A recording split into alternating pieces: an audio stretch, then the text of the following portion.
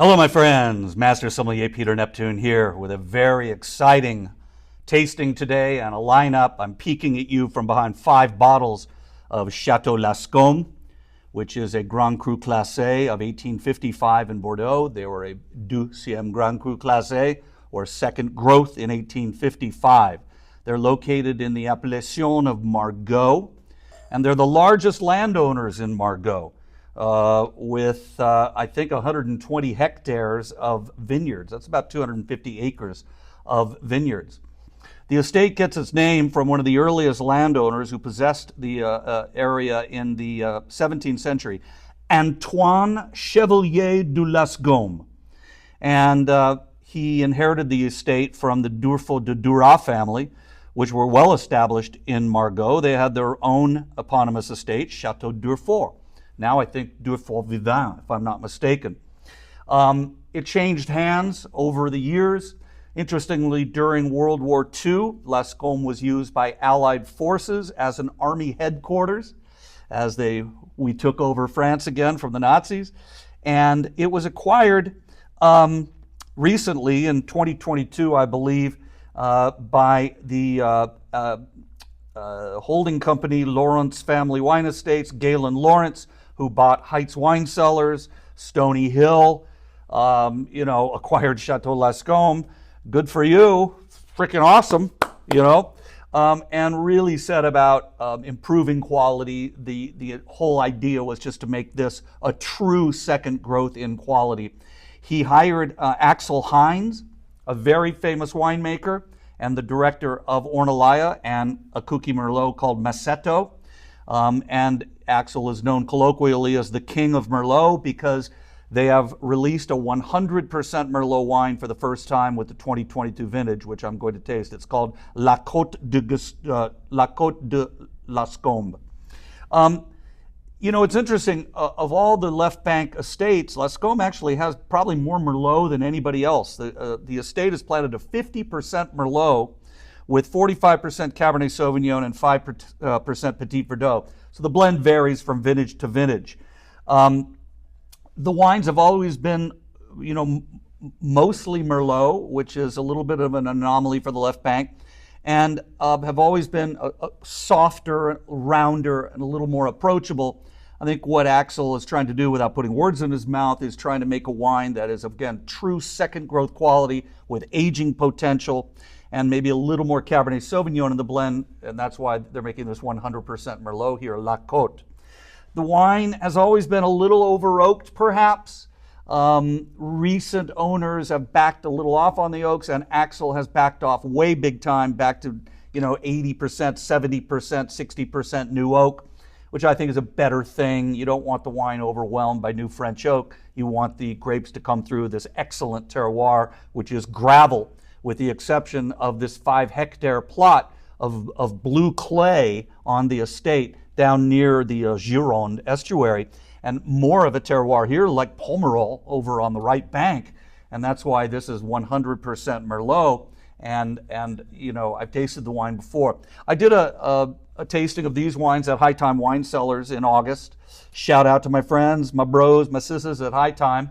And Patty from Lawrence Wine Estates, Family Wine Estates, Patricia, was kind enough to have me conduct a tasting at High Time, and I'm recreating this tasting here for you right now. So let's get going here. The production is also includes a second wine called Chevalier de Lascom. Like most Bordeaux classified growths, they have a Grand Vin, Chateau Lascom, and a second wine called Chevalier de Lascom. So I'm going to go ahead and start with the Chevalier here. It's a deep ruby for sure, and this is a blend of 68% Merlot, 32% Cabernet Sauvignon. And they're getting 36 hectoliters per hectare in yield, which is 2 tons an acre. So I love the low yields. They probably don't dig it, but hey, they got 120 hectares of vines, man. You can handle it. You can handle it. But I love the low yields, and what I noticed about that, these wines have a really low yield mouthfeel that I found very impressive. Right off the bat, this smells like Bordeaux. It's got the lead pencil. It's got the black currant. It's got the black cherries, the black berries. There's a nice hint of tar, a hint of smoke, a hint of cedar. And these wines all have that. This has, not a lot of new oak on it. I would think with the second wine, you'd probably back down to maybe 40, 30% new oak. So you get a little hint of a touch of sawdust and a little hint of kind of maybe chocolatey note in the background, but it's very well integrated oak. And it's got the telltale Margaux aroma of violets. Margaux wines all have this violet character over the top of the nose, and the aromas are just gorgeous. This is a gorgeous, gorgeous nose. On the palate,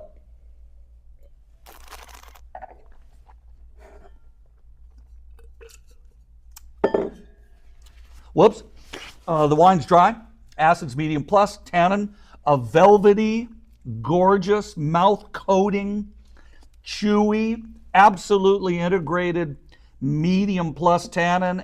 Man, this wine is fantastic. Alcohol is probably just high at 14%. Body is full, intensity is pronounced, finish is long. God, plums from Merlot, black currant from Cabernet Sauvignon. This is much more plummier on the palate than it smells on the nose. Well integrated oak, beautiful graphite lead pencil. This is outstanding wine. This is really good. This is $39.99 at High Time. So I would run and buy this bottle of wine. It's really great for near-term drinking, and it could cellar for probably up to 15, maybe 20 years. But this is a bottle for a weekend. It's Saturday night, it's Sunday night, Friday night, weekend night. Pop open this $40 bottle of wine, enjoy it with a great steak. Man, wow, this is really, really good wine. Outstanding job, outstanding. Really nice wine. I'm going to have to use that in exams. Next up, 2022. So that was 2022. 2022, Grand Vin du Chateau Lascombes, second growth, Bordeaux, Margaux. This is their first wine. This is a blend of 67% Cabernet Sauvignon, 30% Merlot, 3% Petit Verdot, and Cabernet Franc, and is more Cabernet Sauvignon in the blend here. So I'm expecting deeper fruit, more tannin, right? We got deep, really dark ruby. I mean, opaque, deep ruby color. I can't see my finger through it. I mean, really opaque, deep ruby. And on the nose, I get a little more of that black currant, herbaceous, cedar, and not as much of the plum and cherry. So we get more of this black currant, cedar, herbaceous, tar, smoke. Again, kind of chocolatey note, but I mean bitter chocolate, like 94% cacao chocolate here on the nose. But it's heady. It's got a lot more persistence on the nose. Deeper, seems just more concentrated, like some kirsch as well. And a beautiful violets over the top. On the palate,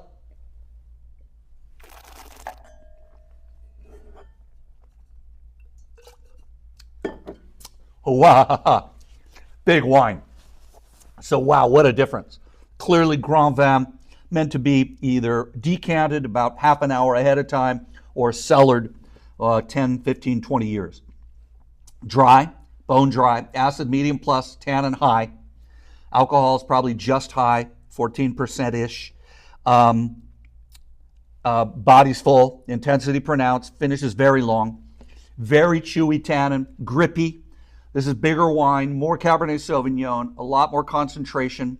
This is a lot longer in your cellar. Again, you need a decant for about a half hour before you drink it. I'd personally give this, it's a 2022, so I'd give it till 2030 before I'd pop it open. Certainly a big old New York steak wouldn't hurt tonight, but this is outstanding wine for the cellar, for you to, drink this while you're aging this. Outstanding wine, more for long-term cellaring. Next up, 2022 Le Cote. This is from a 5-hectare plot of blue clay on the property. This is 100% Merlot. The master of Merlot, Axel Heinz. This is his project. This is why he was brought over here to Lascom. And this is about 180 bucks. I'm not sure if High Time has this in stock. They did the night I did the tasting. He may have sold it out, or Gary may have some in the back room for collectors. And I don't know how much they made of this wine, but it wasn't a lot. 5-hectare plot at 2 tons an acre. It's not a lot of wine. Here it is right here. This is, again, an opaque, deep, deep, deep ruby. Maybe even a little purple there at the core. And we've got just really concentrated kirsch, black cherry syrup, blackberry, chocolate, the violets over the top, but there's a black plum character as well here, and just this really heady violet note, and a lot of really liqueur-like cherry herring, cherry liqueur notes on the palate.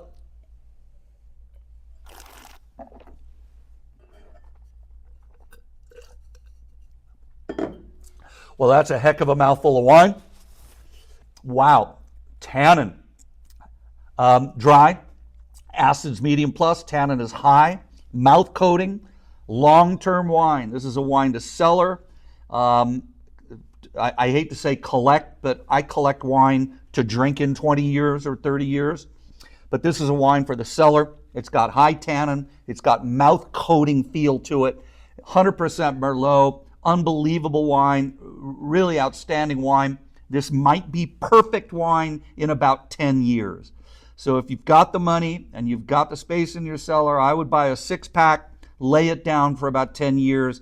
I would think drinking this in maybe 2035 and on. This wine will last for 50 years in the bottle. Outstanding wine, potentially perfect. Wow, I can't wait to see what Axel continues to do over the years with this little plot of Merlot on blue clay in the appellation of Margaux. A couple of older wines here. This is a 2015, so a Lascom with 10 years of age on it. And we got 50% Cabernet Sauvignon, 47% Merlot, 3% Petit Verdot. So now we got a little bit of age. So now we've got more of kind of a pure deep ruby color. These wines have some purple in them. This is pure deep ruby. I don't know if you can see it or not, but it's really a pure deep ruby color, even with some garnet now showing at the edge. On the nose, oh wow. So now we get a developing wine. There's some tertiary notes here. We get a little bit of hay. We get a red cherry, black cherry, red plum, black plum. Not as much black currant. There's hay, there's tar, there's smoke, there's tobacco, there's that beautiful violet over the top, but there's a dry fruit note here. You get a sense of a fruit basket of some dried fruits, some dried plums. It's a very lovely nose. It's a developing nose. On the palate,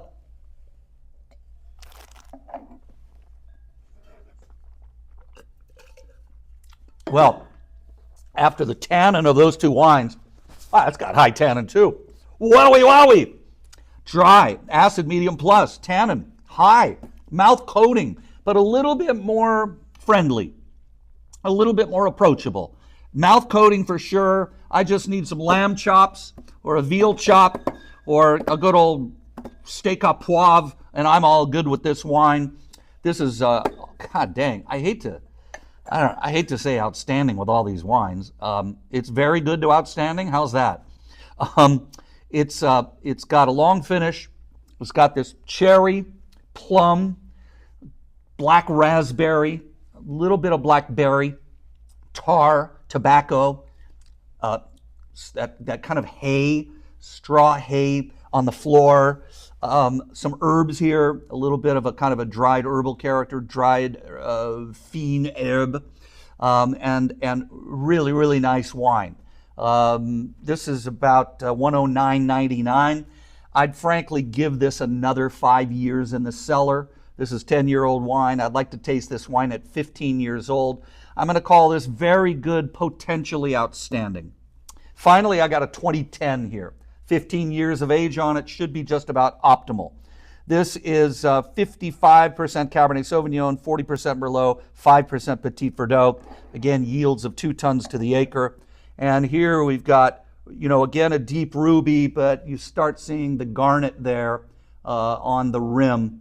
And so we've got a wine of 15 years of age, and you can really smell that now on the nose with dried plum, dried cherry, dried blackberry, hay, straw, a hint of like fig Newton, tar, smoke, cedar, herbs, but it's got a little bit of parchment paper. So this has the kind of age, where I start to really dig Bordeaux, where you got 15 years on this thing, starting to develop. It's got this developing nose on the palate.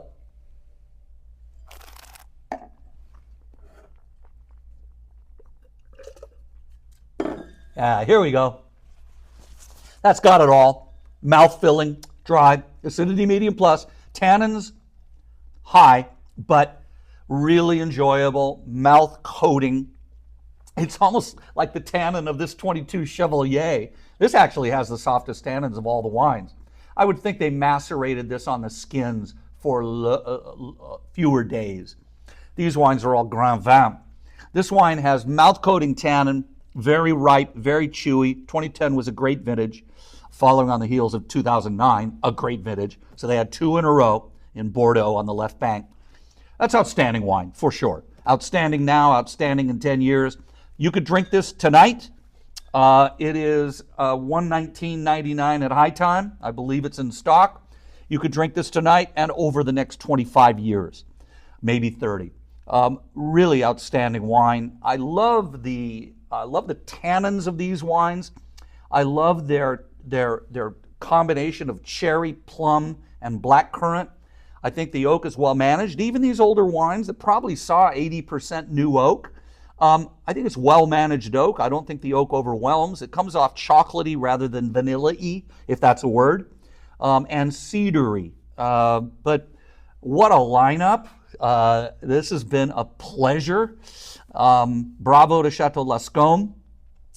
And I can't wait to actually see what they continue to do in the future, because with Axel Heinz there, quality can only go up from a base of freaking great. Can I say that? I think I can. I'll see you next time.